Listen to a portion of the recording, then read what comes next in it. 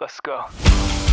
Welcome to the Integrative Edge, your go-to podcast for fresh perspectives on holistic health and functional movement. Join us as we explore innovative ways to optimize your health naturally and sustainably.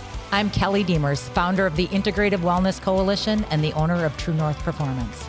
I'm Lindsay Seefeld, doctor of physical therapy and owner and operator of Uplifted Oncology Rehab. I'm Dr. Kimberly Klimek, licensed pharmacist and owner of Innate Healing and Performance. You can find the show on Spotify, Apple Podcast, or wherever you get your podcasts. Subscribe so you never miss an episode. Welcome to the Integrative Edge, where we bridge the gap between fitness, functional medicine, and holistic wellness. I am Kelly Demers, and as always, I'm joined by my co-hosts, Dr. Lindsay Seefeld and Dr. Kim Klimek. Today, we are diving into immune system support during the cold and flu season. Norovirus is going around. So whether you're an athlete, a busy professional, or just someone who wants to avoid getting sick this winter, this episode is packed with practical strategies to keep your body resilient. Today, we're going to explore how your immune system actually works, the role of movement and exercise in immunity. We'll talk about key nutrients and supplements for immune support. And then always we come back to lifestyle factors, how stress and sleep impact your body's ability to fight off illness. So before we jump into strategies, let's start with building a strong foundation. How does our immune system actually work? And I'll throw it out to both of you. Sure. I mean, I can start off by just kind of explaining the difference between like a little bit of innate immunity and adaptive immunity. So innate immunity is basically your body's like built-in first-line defense mechanisms. So it's things like, it's defense mechanisms against pathogens, right, that come in. So it is things like your skin, your mucous membranes, and then the status of your immune cells, so like your macrophages and your natural killer cells. Whereas adaptive immunity is more of like it's a slower and highly specific response that you develop over time. So it's basically involving like your B cells and your T cells, those which are immune cells that recognize and remember pathogens, so that next time you come in contact with them, you maybe don't have a strong as response, or you can basically fight them off a little bit better than the last time. Perfect.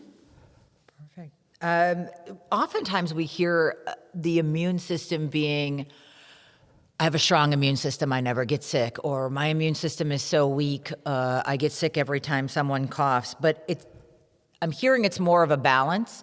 Is there such a thing as an overactive immune system? And again, I'll throw it out to both of you. Yeah, absolutely. The answer to that is absolutely. So yeah, it's kind of a question I get a lot, like why some people get sick more often than others. And honestly, I do come back to a lot of it being your gut health and the status of your gut health, because basically like 80% so your gut is your largest immune organ in the body, and 80% of your immune system resides within your gut. And so if there are discrepancies there, it can either lead to maybe an underactive, so weakened immune system, or an overactive immune system. So there's something that you can take a look at too, like in your gut, we look at it's called a secretory IgA marker. Some of that is done through the personalized testing, but if it's low, then you're gonna be more prone to having a weak immune system. Whereas if the IgA marker is high, then it is telling us that your body is actually on an overactive, it's being overactive right now, and it's on alert, and it's sort of on attack mode, which again, that can kind of be contributing and linking to autoimmune type symptoms for people. Yeah, I can give an example like oh my gosh, we have had a flu in my house for the last 2.5 weeks. I'm sick of kids being sick. And I always have said like my oldest is just like, he's like a tank. He never gets sick. And I attribute it to this kid goes to the bathroom like 4 times a day. And number 2, like he has like a great system where he eats and he flushes it out. And I really do believe that's, why he has such an amazing immunity, because this kid can eliminate stuff. So building on that, talking about immune and the function and all of that stuff, Can you talk, Lindsay, about the role of movement, just an exercise? Yeah, well, lymphatic system, that is just my forte here. So, deep in our gut, like that, our lymphatic system is resting in there, and, like that's like where we fight, infection, diseases, cancer cells. And you have to keep your lymphatic system moving, because when you have stagnicity, it just is just a breeding ground for all of, that infection, diseases to continue to multiply. So if you continue to move, you keep your system moving, you keep active, that just helps your general lymphatic system to combat everything. So yes, it's incredibly important to keep moving to help your overall system. I love how all of this comes back to exercise and movement and then bringing it to clearing the system with lymphatic drainage and keeping things rolling through the system. For people, so we talk about moderate exercise, and again, I'm going to go to the extreme here. For people that are training for a triathlon or they're training for a fitness competition or a marathon, how do they support their immune health during these heavy training loads? Well, I know Kim probably can talk more about like the different supplements to do, but in regards to, I don't know if I have too much information on that, but I think number one is just, staying hydrated too, to help your tissues and, clean out the junk basically. I don't know if Kim can kind of go off of that more. Yeah, and honestly, like just to kind of chime in a little bit from your last statement, I would arguably say that working on your lymphatic system and your liver health are easily like one of the perfect places to start and begin. Because sometimes like I can't even like begin to kind of help people with like their gut health and immune health too if they're really not having regular bowel movements, if there's a lot of stagnancy, if there's more like fluid retention, because you have to first and foremost get things moving, because the way to, again, eliminate toxins and other things like that is to get things moving. But yeah, we can definitely dive into like more specific like remedies in a little bit here. And I think, again, often overlooked, sleep and recovery. A lack of sleep is an immune suppressant. So we want to make sure that whether you're training a lot, whether you're not training at all, right? It's one of those things that we need to make sure 7 to 9 hours is the gold standard. It does protect the body in a number of different ways. But if you're looking to boost your immune system, one of an easy way to start is to make sure that you're getting enough sleep every night. I would add, echo Lindsay's comment on hydration, fuel, making sure that you've got the right food. Also, chronic stress in the body, right? So if you've got a household that has 2 weeks of sickness, intense physical exercise back to back is not going to help you, right? It's going to weaken your defenses a little bit more. So I would say if you are training and you do have some intense days, maybe back off and throw in a lower intensity day just to give your system a little bit of a chance to recover before jumping into the next high intensity movement. Along with training, one of the things that people have done to aid not only in their training, but also in immune support, cold therapy, sauna, all of that. Can you either of you talk about the impact of cold plunge, sauna, even breath work on the immune system? Well, I know with the sauna, I can kind of speak on that. When you're in a very warm environment, you are naturally detoxing. So you're sweating. The sweating is your body's natural way to help kind of pull the toxicity out of your body. And so, yes, when you're in an environment that is warm and you're sweating, your body is assisting with eliminating the toxins in your body. So a sauna is amazing. Yeah, I haven't like done too much like cold plunging per se. I definitely have dabbled in doing more of like I'll do like a 2-minute cold shower at the end. That's where I'm at. You didn't consider your 5 a.m. swim in the cold pool this morning as a cold plunge? Well, those swims are quite the shock to the system. So I got myself covered there for sure. And I'm always like, I have a conversation too with clients about those things of making sure that it's not actually more stress on the body, right? Like we have to be in a place where we're ready for that too sometimes, and not everybody's ready for these like freezing cold plunges, especially a lot of like female clients that I work with who are struggling with like thyroid disorders and adrenal issues. Like, it's not the first place I want to throw them in is like a cold plunge. But I think the aspect of it is basically helping you build resilience, right? Like, and you work your way up into things, right? Like sometimes, okay, maybe I'm only going to start in that cold water for 5 seconds or, whatever it is, and you work up. But the whole point behind it is honestly building resilience. And to that point too, I think like somewhat of our, like when we were younger, it's like there's a lot of like emphasis on like over sanitizing things, but you need exposure to some of these microbes and things so you can build that, adaptive immunity in your body. Yeah, I was going to actually, when you said that, I came across this study a long time ago about, it was a study done in Finland, and they looked at daycare kids. And so what they did, they took two sets of daycare children, and one group played in a traditional playground, and then the other group played in more of a diverse, like dirt and trees and all that kind of stuff. And they found, they did testing of the microbiome, and they found that the children that played in the dirt had a healthier resilience than the kids that just played in the playground. So we need to be dirty. That is the bottom line, right? Yes. Like, we are too sanitary sometimes. Yeah, for sure. What are some key nutrients for supporting immune function? Yeah, I think definitely like food-wise, making sure that you have I always talk to people about eating colors of the rainbow. It's seriously a hot topic, and I'll bring it up, and then people are like, oh, I didn't really think of that, Kim, because when you eat a variety of colors of the rainbow, and this is like something I'm always like posting about on my Instagram, I love to showcase like all the colors I'm eating, because it really gives you a lot of like polyphenols and antioxidants, which help fight off like free radicals and help build your immune system and help build resilience and kind of keep everything, just nice and resilient in the body for you. So actually just eating a variety of colors of the rainbow, I will actually give people like a little chart and say, put this on your fridge. And then we're not aiming for perfection, right? We're aiming for like just consistency. So like you can kind of think about it like when you're going through your day and you'll just check off like the yellow or the red or the orange. Mm-hmm. And when I'm in the grocery store, like I'll try to find like different colored peppers, like the orange pepper or the yellow pepper.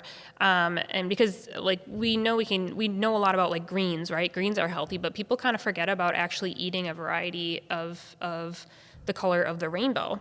And then, of course, getting in like more prebiotic foods and soluble fiber. So just kind of, and again, those things help keep stuff moving through the digestive tract. And then the prebiotics, they help just like your diversity in your gut. Mm-hmm.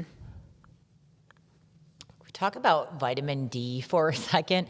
We talk about vitamin D and its importance. Can you, either of you, jump into how do we know if we need a vitamin D supplement? I would imagine that in Wisconsin, during the winter especially, we're probably all deficient in vitamin D, but anybody want to tackle that one? Yeah, definitely my kind of forte here is just looking at, it's obviously if you get a vitamin D lab, you can get an actual blood draw and see where your vitamin D levels are at. Many clients throughout the winter who I've tested, they are quite low. So, their levels are really reading around like 20 to 30.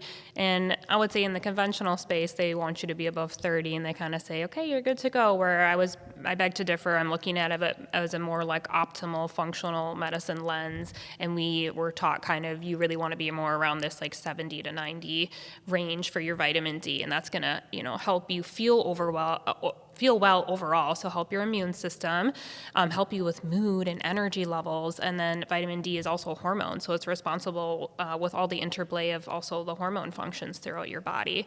And so some of the kind of bigger ones, of course, is going to be like seasonal depression, which can often be linked to low vitamin D levels. And then when we don't have direct sunlight exposure frequently here in Wisconsin. So that's where I'm a huge proponent of definitely supplementing with vitamin D throughout the winter months. I really feel like you have to. And then, of course, as the seasons change, we get more sunlight exposure. I don't really supplement throughout the summer at all because I'm honestly outside every single day. But you can really feel that shift as the seasons change, and then when you're not getting that sunlight. And of course, so we try to do things like red light therapy and stuff like like that right now. But when it comes to like, if you're actually sick, then I'll really push like a higher dose of vitamin D. And there's been a lot of research articles that have shown getting this like high dose vitamin C during that time of vitamin D, through that time of sickness can really bring you like basically cut down on the sick days, so less sick days, or shorten the duration of the actual illness, I should say, and then help build your immunity back up much more quickly. Mm-hmm. What about immune support teas and tonics, and I think elderberry is another one. Yeah, I'm just throwing stuff out, by the way. These are, again, all things on the marketing.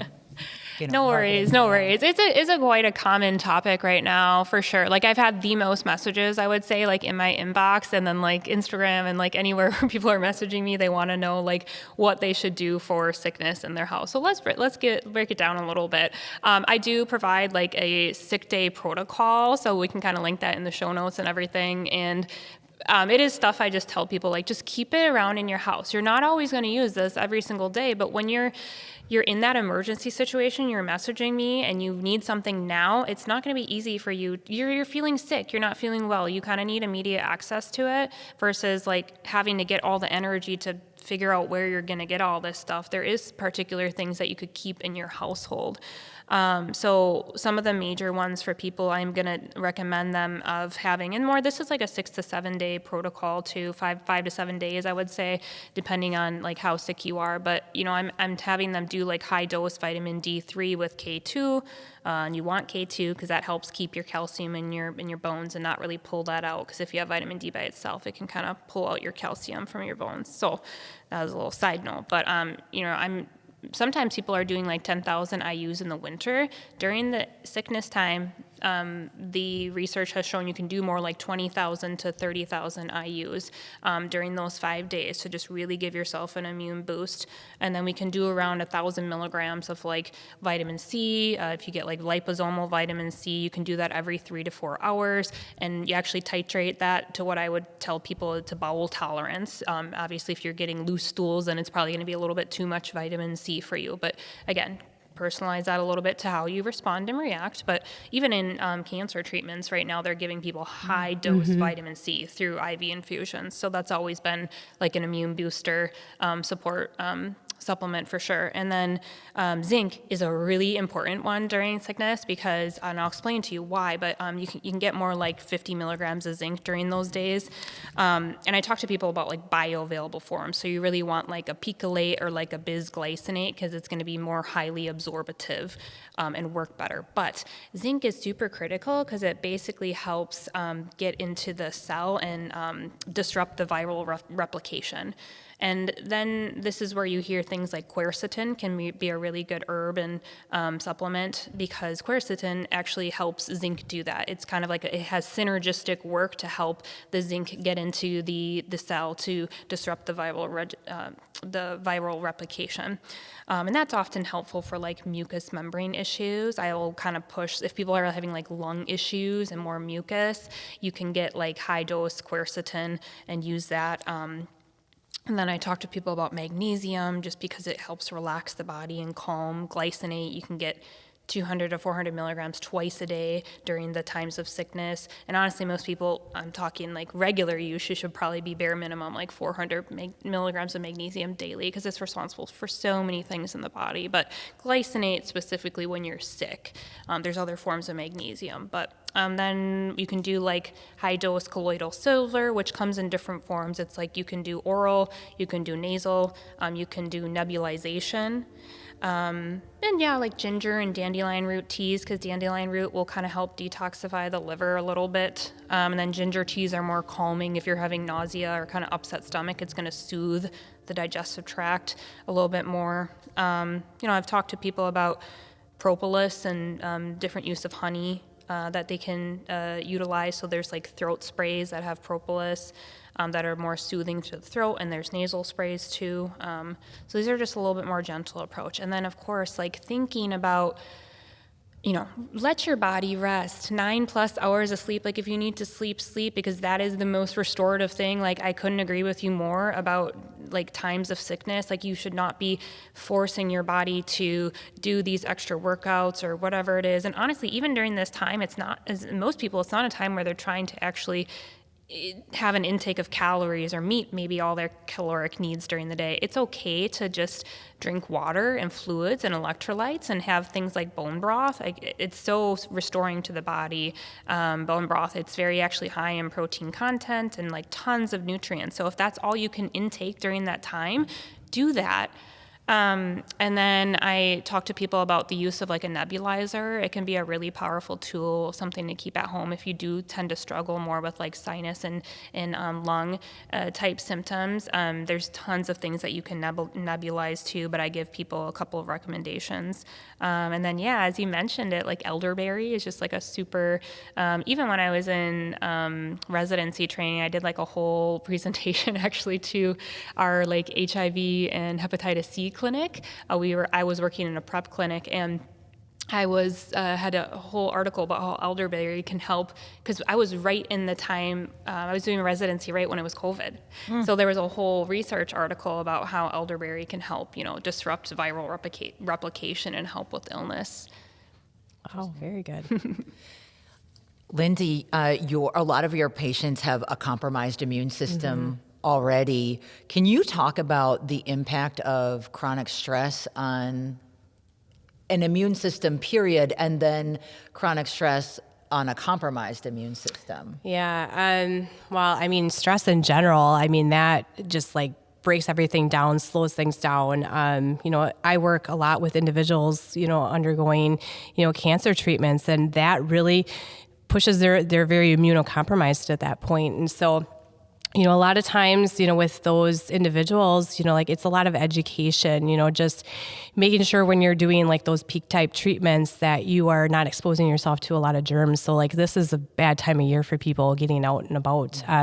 So it's just really trying to make sure you're in an environment where you're not around a lot of sick people. And it's okay to say, I love my grandkids, but, they need to stay away right now as I'm going through these treatments. But, working with me, like doing a lot of lymphatic stuff, that really does help kind of boost their immunity. So a lot of times, when they're going through oncology treatments and their system is so tanked, sometimes getting that lymphatic system just gently moving can really boost them up. And like Kim was saying, like the vitamin C is really important too with those individuals. So when an individual is just under a lot of stress, that really tanks the body, that really will bring that immunity down.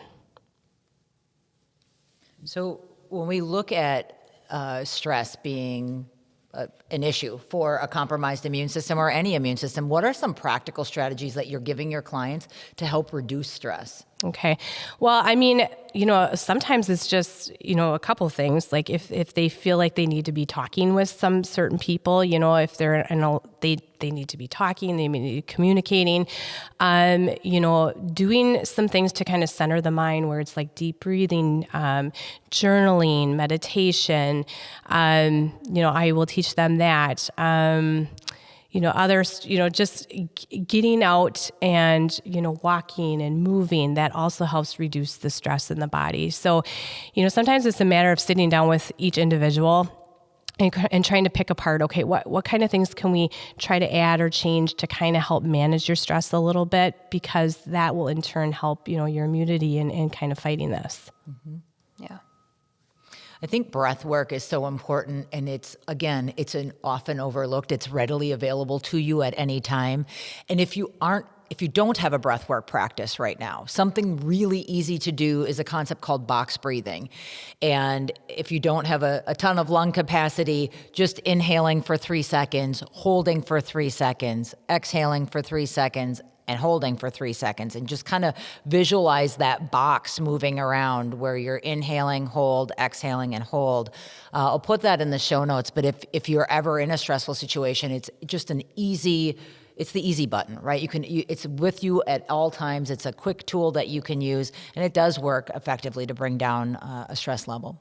Might have to do a few, depending on the level of stress, might have to do a few more rounds, but it is certainly an effective tool.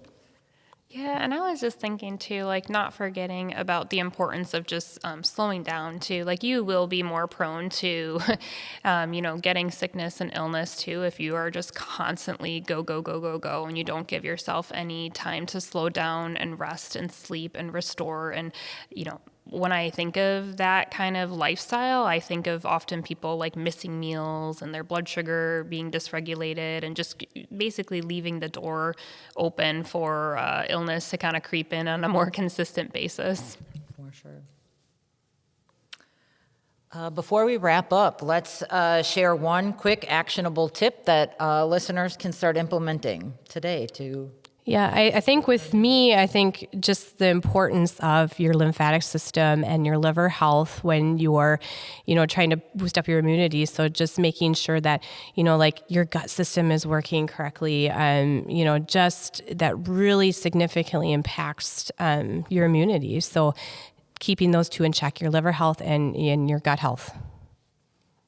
Yeah, I'm gonna say gut health all day, baby, because like I said, 80% of your immune system is in there, and you do have your gut microbiome basically provides these signals to your immune cells, and that helps keep your immunity strong. And then also just a little plug of, like I said, be a little bit more prepared with some of the things that you want to keep on hand in the emergency situations where you do need a little bit more of a boost, and that will set you up for success. Perfect. Mine would be to prioritize sleep. As we know, nothing replaces high quality rest. So, all right. Thank you so much for joining us today. If you haven't already subscribed, please do so on Apple Podcasts, Spotify, or wherever you get your podcasts. See you next week.